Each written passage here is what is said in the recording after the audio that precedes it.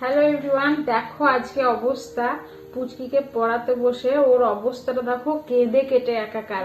কেন কেঁদেছে না, তোমাদেরকেই দেখাই কেন কেঁদেছে। তার আগে ওর অবস্থাটা দেখো, কেঁদে কেটে কি করেছে দেখো একবার। পচা মেয়ে একটা, কেন কাঁদছে দেখো। এই যে আমি ওকে পড়িয়েছি, এই যে এই জায়গাটা বটম পড়িয়েছি।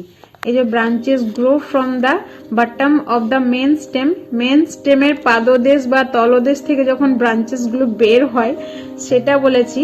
তো বটম মানে তলদেশ বা পাদদেশ বলাতে ওর অবস্থাটা কেঁদে কেটে একাকার। কেন না, ওইসব বাজে উচ্চারণও করবে না, পাদদেশ উচ্চারণ করা যাবে না। তাহলে বলো কি অবস্থা, আমি হাসবো না কাঁদবো আমি বুঝতে পারছি না। না, কোনো বাজে কথা আমি এসব উচ্চারণ করি না।